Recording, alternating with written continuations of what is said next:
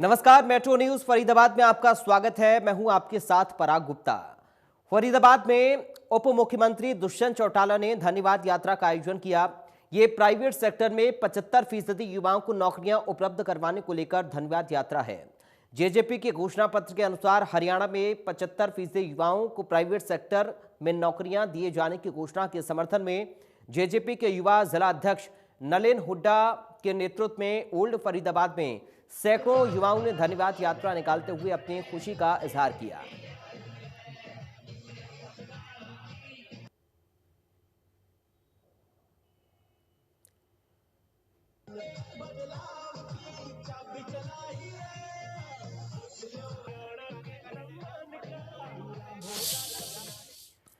फरीदाबाद के खेल परिसर में 2 दिवसीय मुख्यमंत्री अंत्योदय परिवार उत्थान मेले का आयोजन किया गया, जिसमें 17 विभागों के लाभार्थियों को लाभ पहुंचाया जा रहा है। बल्लभगढ़ के एसडीएम त्रिलोक चंदे इंडिया न्यूज हरियाणा से खास बातचीत की है, देखिए रिपोर्ट। 2 दिवसीय मुख्यमंत्री अंत्योदय परिवार उत्थान मेला लगाया गया है फरीदाबाद में, और यहाँ तमाम जो लाभार्थी हैं उन्हें लाभ पहुँचाने के मकसद से कई विभाग यहाँ पहुँचे। मैं आपको दिखा देता हूँ तस्वीर। ये जो आप देख रहे हैं तमाम जो स्टॉल हैं वो यहाँ लगाई गई हैं विभागों के द्वारा, जहाँ से जिस परिवार को जो अंत्योदय जिस तरह से नाम दिया गया है कि अंतिम व्यक्ति तक लाभ पहुँचाने की सरकार की इस मेले से कोशिश है, और इसी वजह से ये यहाँ मेला लगाया गया है, जिसमें ज़रूरतमंद लोगों को हर तरह के जो सरकारी विभाग हैं, अधिकारी हैं, वो मदद पहुँचा रहे हैं। फिलहाल चूँकि जोन में बांटा गया है इस मेले को, बल्लभगढ़ वाले जोन में हम एसडीएम खुद यहां बैठे हुए हैं त्रिलोक चंद, उनसे बात करेंगे किस तरह का ये मेला है, इससे किन लोगों को फायदे होने वाला है। सर, इसमें जो गरीब परिवार हैं जिनकी आमदनी 1,80,000 से कम है, तो हरियाणा सरकार का ये मकसद है कि उनको इस तरह से ऊपर उनका उठाया जाए या उत्थान किया जाए, चाहे वो रोज़गार के माध्यम से हो, चाहे स्वरोजगार के माध्यम से या और दूसरी किसी स्कीम के माध्यम से हो, ताकि वो अपना जीवन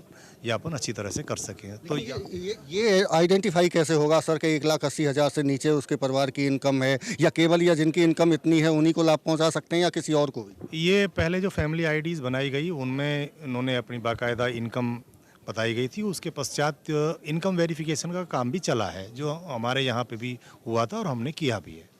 तो उसके आधार पर हम ये मानते हैं कि भाई इनकी जो आमदनी है वो कम है, और जितना हमने अपने सर्वे में पाया और जो लोगों से हमने बातचीत किया, डोर टू डोर हमारी टीम गई है, उसमें पाया भी कि ये वास्तव में ये लोग नीडेड है और इनके परिवारों का उत्थान होना बेहद ज़रूरी है। जिस तरह से पहचान परिवार पत्र को जिस तरह सरकार भी बहुत ज़्यादा प्रमोट कर रही है और एक अच्छा कदम उसे माना जा रहा है, तो उसी की कड़ी में इसे जोड़ कर देखा जाए कि उसके माध्यम से अब लोगों को लाभ मिलना शुरू हो गया। बिल्कुल, इसमें कोई दो राय नहीं है कि आप देख भी रहे हैं सुबह से काफ़ी लोग आए हुए हैं हमारे पास। जैसे बल्लभगढ़ क्षेत्र के 140 लाभार्थी हमारे पास थे, आज हमने 70 बुलाए, तो कल भी हम 70 बुलाएंगे। तो लोग आ रहे हैं, लोगों में उत्साह है, क्योंकि हर परिवार चाहता है उसका उत्थान हो।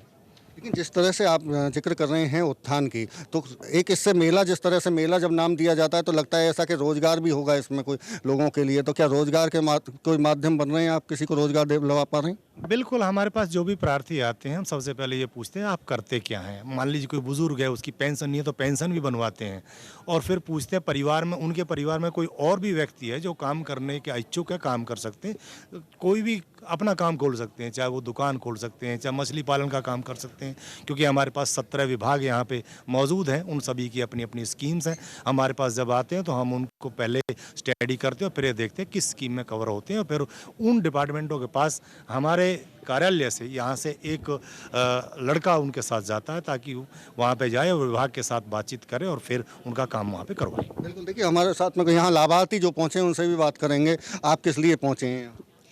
सर जी, कुछ हेल्प के लिए आए हैं, हमारे पास फ़ोन गया था, इसलिए हम इधर आए हैं हेल्प के लिए। क्या आपकी कोई कमाई नहीं है, कुछ काम नहीं करते हैं आप?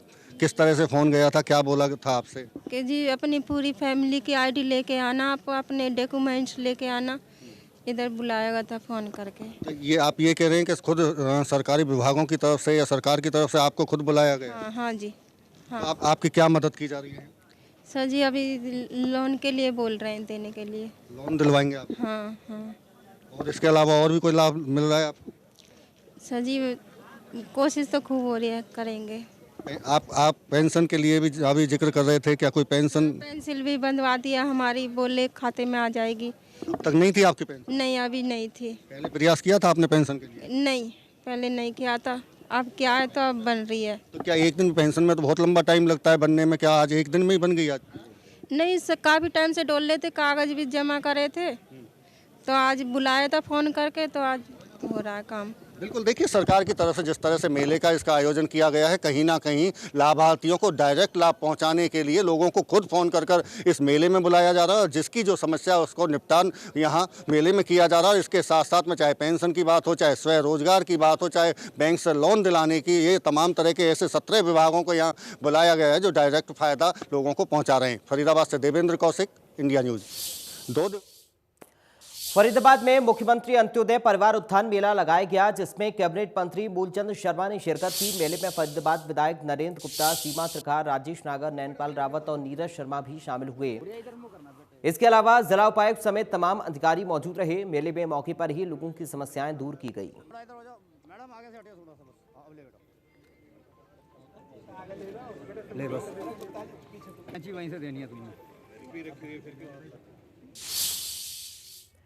फरीदाबाद के गांव तिगांव की डॉक्टर सचिन मित्तल आज भी अपने पैतृक गांव से जुड़े हुए हैं। डॉक्टर सचिन मित्तल हर रविवार को गांव में निःशुल्क ओपीडी लगाते हैं, जहां सैकड़ों ग्रामीणों का निःशुल्क इलाज करते हैं।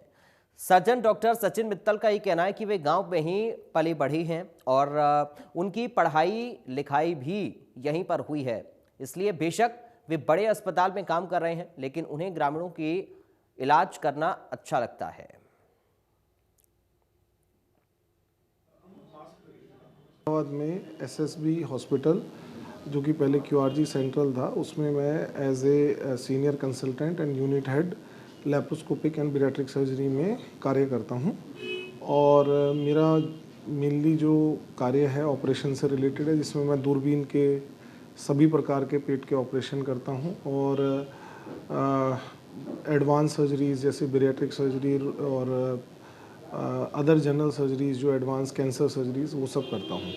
पर मैं गांव से जुड़ा हुआ हूँ और मैंने इस तिगांव क्षेत्र में रहते हुए अपनी सारी पढ़ाई की है। मैंने पूरे जो इंडिया के फेमस हॉस्पिटल्स हैं, जैसे AIIMS new Delhi, GB Pant, मौलाना आज़ाद मेडिकल कॉलेज, पीजीआई रोहतक, इन सब से मैंने अपनी ट्रेनिंग और पढ़ाई की है।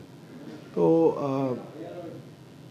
जो भी मैंने अपना इनिशियल पढ़ाई या स्कूलिंग है वो सब तिगांव से रहते हुए ही की है। और अभी भी मेरे जो फादर हैं उनका जो काम है तिगांव के ही अंदर है, तो तिगांव से मेरा एक हमेशा से बहुत अच्छा कनेक्शन रहा है। मैं आता जाता यहाँ पे रहता हूँ क्योंकि मेरी फैमिली, मेरे फादर यहीं पे रहते हैं अभी भी। बहुत अच्छी तरह आता है, बहुत अच्छी तरह समझाते हैं और संतुष्ट हो जाते हैं हम समझ के।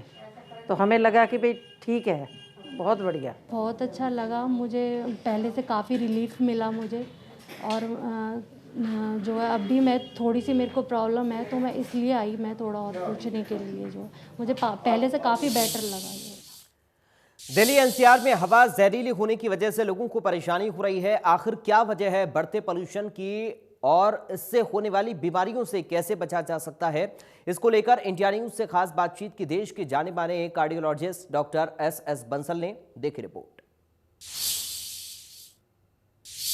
दिल्ली एनसीआर की आबो हवा जहरीली होती जा रही है और इसके पीछे एयर क्वालिटी इंडेक्स का लगातार बढ़ना बताया जा रहा है। आखिर एयर क्वालिटी इंडेक्स क्यों बढ़ रहा है और ऐसे में लोगों को जो परेशानी हो रही है, किस तरह की परेशानी है और कैसे उससे बचा जाए। हमारे साथ में देश के जाने माने कार्डियोलॉजिस्ट डॉक्टर एस बंसल हैं, उनसे बात कर लेते हैं। सर, सबसे ज़्यादा बताया जा रहा है दिल पर इसका असर पड़ रहा है जितना ये पॉल्यूशन है, आखिर वजह क्या मानते हैं इसके पहले तो पॉल्यूशन होने की? पोल्यूशन का कारण हर बार जो है आप देखेंगे कि दिवाली के बाद के दिनों में पोल्यूशन रहती है। पिछले कुछ सालों से सर्दियों में, जैसी सर्दियाँ शुरू होती हैं, दिवाली के बाद एकदम पोल्यूशन लेवल बढ़ता है। ये पर्टिकुलरली दिल्ली एनसीआर के एरिया में मैक्सिमम इसका इफ़ेक्ट आता है। उसका कारण जो है वो साइंटिफिकली वो ये है कि एयर का फ्लो जो है, बेसिकली एयर जो है उसकी मूवमेंट, उसकी विंड वेलोसिटी बहुत कम हो जाती है। तो हवा का जो स्पीड है, जिस तरीके से, जिस स्पीड से हवा चलनी चाहिए उस स्पीड से नहीं चलती। तो वो सारी जो पोल्यूशन है चारों तरफ की, एक तो दिल्ली एनसीआर के एरिया में आ जाती है, चाहे वो स्टबल बर्निंग से हो, चाहे व्हीकलर हो, जितनी भी है। दूसरा, हवा के ठहरने से वो फिर उस एरिया में एकत्रित हो जाती है। तो जो जैसे जैसे हवा का फ्लो बढ़ेगा वैसे वैसे फिर ये क्लियर हो जाती है। जिस तरह से आप बता रहे हैं बेहद गंभीर सा चीज़ें हो जाएंगी अगर इस तरह से हो रहा है तो बचाव कैसे किया जा सकता है? क्या इलाज ही बचाव है या पहले से भी कोई और बचाव हो सकता है? पोल्यूशन से बचाव करना बहुत ज़रूरी है। उसके लिए सबसे बड़ी इम्पॉर्टेंट जो चीज़ें हैं, सुप्रीम कोर्ट ने भी गाइडलाइंस इशू करी हैं, गवर्नमेंट भी प्रिकॉशंस ले रही हैं कि भी कम से कम एक तो स्टबल बर्निंग कंट्रोल की जाए। दूसरा, व्हीकल्स जो हैं लोग अल्टरनेट या पब्लिक ट्रांसपोर्ट यूज़ करें, अपने पर्सनल व्हीकल्स थोड़े दिन ना यूज़ करें। तीसरा, इसका बचाव ये है कि भी आप मास्क लगाना, आजकल वैसे ही कोविड की वजह से लोगों को आदत पड़ गई है, तो 3 लेयर्ड जो सर्जिकल मास्क है वो भी पोल्यूशन से बचाता है हमें। तो पोल्यूशन के लिए जब बाहर ओपन में आप जाएं तो मास्क लगा के जाएं। अदरवाइज़ आप एयर कंडीशनड रूम में अंदर रहें, इंडोर जितना हो सकता है आप इंडोर रहें, आउटडोर एक्टिविटी मिनिमम रखें अपनी। तो अंदर कमरे के अंदर जहाँ पे स्वच्छ साफ़ हवा है, एयर प्योरीफायर अगर आपके पास फैसिलिटी है, अगर आप अफोर्ड कर सकते हैं तो एयर प्योरीफायर लगाने से भी पोल्यूशन लेवल डाउन हो जाता है और एयर कंडीशनिंग से भी पोल्यूशन कम हो जाती है।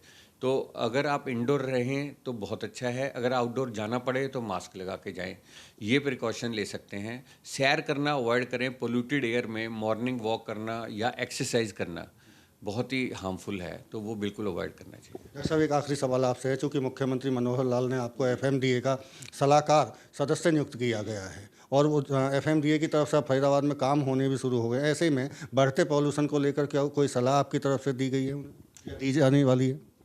अभी FMDA बहुत एक्टिव है और FMDA जो है वो बेसिकली एक्टिवली इनमें इन्वॉल्व है। वो कोशिश यही कर रहे हैं कि एक तो जो सड़कें हैं उनकी वेट क्लीनिंग की जाए, ड्राई क्लीनिंग की बजाय। तो अगर ड्राई आप झाड़ू कर लगाते हैं सड़कों पे तो मिट्टी धूल ज़्यादा हो जाती है, पोल्यूशन बढ़ जाती है। तो एक तो वो सुझाव है कि भी अगर हम जो है जितनी भी म्यूनिसिपल कॉरपोरेशन की लिमिट में जितनी सड़कें आती हैं, जितनी गलियां आती हैं, उनकी सफाई के लिए हमें वेट मोपिंग करनी चाहिए, पानी का छिड़काव करना चाहिए बजाय कि ड्राई झाड़ू के। दूसरा ये है कि भी जो है व्हीकल्स लोगों को मैक्सिमम एनकरेज किया जाए कि लोग जो हैं पब्लिक ट्रांसपोर्ट का इस्तेमाल करें या एक बेसिकली एक जॉइंटली एक ही वही गाड़ी में 3-3, 4-4 लोग सवार होकर जाएं। कारपूलिंग की बात? हाँ, कारपूलिंग की बात कर रहा हूँ। तो कारपूलिंग, तो इन सब चीज़ों से पोल्यूशन कम की जा सकती है। प्लस कंस्ट्रक्शन एक्टिविटीज़ जो है, अभी सुप्रीम कोर्ट ने भी बैन लगा रखा है, कंस्ट्रक्शन एक्टिविटी को स्ट्रिक्टली इम्प्लीमेंट किया जाए कि इस कंस्ट्रक्शन एक्टिविटीज़ बंद की जाए शहर में, जिससे थोड़ा सा रिलीफ जरूर मिलेगा। ये थे हमारे साथ में डॉक्टर SS बंसल, जिनकी तरफ से साफ कहा गया है कि पॉल्यूशन में एहतियात बरतें और कारपूलिंग या पब्लिक ट्रांसपोर्ट का उपयोग करें, तभी इस बढ़ते हुए पॉल्यूशन से थोड़ी बहुत राहत मिल सकती है। और ऐसे में आप सुबह बिल्कुल भी घूमने ना जाएं, चूँकि एयर क्वालिटी इंडेक्स 450 से ऊपर है और वो आपके लिए नुकसानदायक साबित हो सकता है। फरीदाबाद से देवेंद्र कौशिक, इंडिया न्यूज़। फरीदाबाद में ट्रैफिक पुलिस ने अचरौंदा मोड़ पर आने जाने वाले सभी वाहनों पर रिफ्लेक्टर टेप लगाए, जिससे कि सर्दी के मौसम में होने वाले एक्सीडेंट से बचाव हो सके। ट्रैफिक पुलिस पिछले कई दिनों से लगातार वाहनों पर रिफ्लेक्टर टेप लगाने का काम कर रही है। ट्रैफिक SP का ये कहना है कि अभियान लगातार जारी रहेगा। साथ ही रोड पर घूमने वाले आवारा पशुओं के सींगों पर भी रिफ्लेक्टर टेप लगाया जाएगा ताकि कोई हादसा ना हो सके। लोगों ने भी पुलिस की इस पहल को सराहनीय बताया और कहा कि रिफ्लेक्टर लगाने से आने वाले वक्त में हादसों में कमी आएगी और कोहरे के दौरान एक्सीडेंट नहीं होंगे। जैसे फॉग सीजन, धुंध का सीजन स्टार्ट होने वाला है और इसमें हम साइकिल है, मोटरसाइकिल है, कार है, ट्रक है, ट्रैक्टर ट्रालियाँ हैं, इनके रिफ्लेक्टिव टेप लगा रहे हैं ताकि आने वाले सीज़न में, धुंध के सीज़न में तो उनका एक्सीडेंट ना हो। रेड पर रेड लगा रहे हैं, मतलब कोहरे में गाड़ी दिखेगी ना अंधेरे में, तो उससे फ़ायदा रहेगा, एक्सीडेंट नहीं होंगे मतलब, और काफ़ी फ़ायदा होगा इससे। तो इसका फ़ायदा काफ़ी लोगों तक पहुँच रहा है। काफ़ी तक कोहरे में सबसे बड़ी कोहरे की दिक्कत है, कोहरे में दिखाई देगी गाड़ी। हमारी सावधानी के लिए रात के अंधेरे में अगर पीछे लाइट ख़राब हो जाए, कुछ हो जाए, रिफ्लेक्टर टेप है, रिफ्लेक्टर टेप जो अंधेरे में चमकती है। कितना फ़ायदा इससे पहुँचेगा लोगों को? बहुत फ़ायदा है। इससे क्या फ़ायदा हो सकता है? इससे एक्सीडेंट से खतरा कम हो सकता है। एक्सीडेंट नहीं होंगे। बहुत। फरीदाबाद में बीपीटीपी क्राइम ब्रांच ने 4 ऐसे लुटेरों को पकड़ने में कामयाबी हासिल की है जो नशे और अपनी जरूरतों को पूरा करने के लिए लूट की वारदातों को अंजाम दिया करते थे। पकड़े जाने पर इन लुटेरों ने फरीदाबाद में 4 लूट की वारदात को कबूला। इस पूरे मामले में crime branch sector 30 DCP Narendra Kadian ने प्रेस वार्ता करते हुए खुलासा किया कि इन वारदातों में डबुआ क्षेत्र के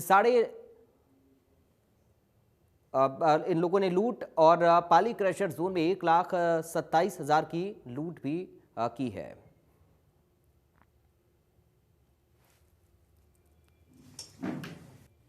इसमें हमारा 2 तो है डबुआ थाना क्षेत्र के मुकदमे और एक हमारा सराय ख्वाजा थाना क्षेत्र का मुकदमा है जिनसे खुलासा हुआ है। ये चारों लोग कहाँ के रहने वाले हैं और कब से इस काम को कर रहे थे? ये जो चारों लोग हैं जिनमें से एक तो है दीपक उर्फ सन ऑफ नंदू, ये लाल कुआं थाना प्रहलादपुर मंडी का रहने वाला है। एक रोहित और अमित ये गांव पाली के रहने वाले हैं और एक सुनील है ये नवादा बिहार का रहने वाला है। क्या कर रहे हैं इस काम को? ये देखिए 2019 की तो हमारी वारदात ही है जो सबसे पुरानी वारदात है, तो 2019 से तो ये लगातार है ही है। फरीदाबाद में अब तक कितनी वारदातों को अंजाम दे चुके हैं? इन्होंने अब तक कुल हमारी 4 वारदातों का खुलासा इनसे हुआ है। तो ये क्या वारदात किस लिए देते हैं? क्या शौक है इनका या इनका जो है ये इसीलिए करते हैं? कोई देखिए ये अपनी जो भी ज़रूरतें हैं उनको पूरा करने के लिए करते हैं, जैसे इनमें से नशे के आदी भी हैं। तो बड़ी फरीदाबाद में सबसे बड़ी वारदात कौन सी की थी और कहाँ पे की थी? देखिए इन्होंने जो सबसे बड़ी वारदात की थी वो डबुआ थाना क्षेत्र में की थी, 4.5 लाख रुपए की। फरीदाबाद में मैट्रिमोनियल साइट पर फर्जी प्रोफाइल से खुद को विदेशी महिला बताकर युवक को ठगने का मामला सामने आया, जिसमें पुलिस ने एक महिला समेत 4 आरोपियों को गिरफ्तार किया है। लड़की ने अपने साथियों के साथ मिलकर अपने आप को नीदरलैंड देश के एस्टेम्डन शहर का निवासी बताया और फिर पीड़ित को शादी का झांसा देकर 5,78,000 रुपए ठग लिए। 4 आरोपी हमने गिरफ्तार किए हैं। ये मैट्रिमोनियल साइट पे फ्रॉड से संबंधित है, जिसमें एक मैट्रिमोनियल साइट है संगमा मैट्रिमोनी, जिस पर हमारा जो कंप्लेनेंट है उसने अपना प्रोफाइल डाला हुआ था। वहाँ उसकी एक औरत से बात होनी शुरू होती है। जो औरत अपना नाम उस पर उसको स्वाति बताती है और उससे चैटिंग शुरू करती है। धीरे धीरे उनमें बातचीत बढ़ती चली जाती है। फिर वो अपना भाई का परिचय उस व्यक्ति से करवाती है जो अपना नाम चेतन बताता है। फिर उनसे बात करते करते आपस में शादी के लिए बात आगे बढ़ती है और वो कहते हैं कि भाई हम आपको देखने के लिए इंडिया आएंगे। जो औरत है अपने आप को नीदरलैंड एम्स्टर्डम की बताती है और अपने आप को वहाँ पर एक हॉलैंड हॉस्पिटल है उसमें कार्य करता हुआ बताती है।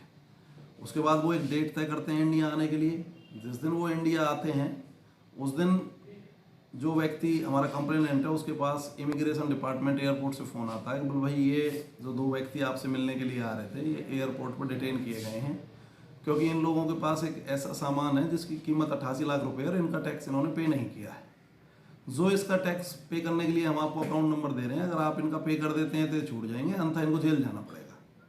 इसी तरह उन्होंने बातों में लगाकर काफ़ी सारी परेशानियाँ बताकर इनसे 5,78,000 रुपये ठग लिए। उसके पश्चात हमारी टीम ने टेक्निकल वर्क करते हुए इनको ढूंढ निकाला और उसमें 4 आदमियों को अरेस्ट किया। तो फिलहाल मेट्रो न्यूज फरीदाबाद में आज के लिए इतना ही। बाकी खबरों के लिए आप देखते रहिए इंडिया न्यूज।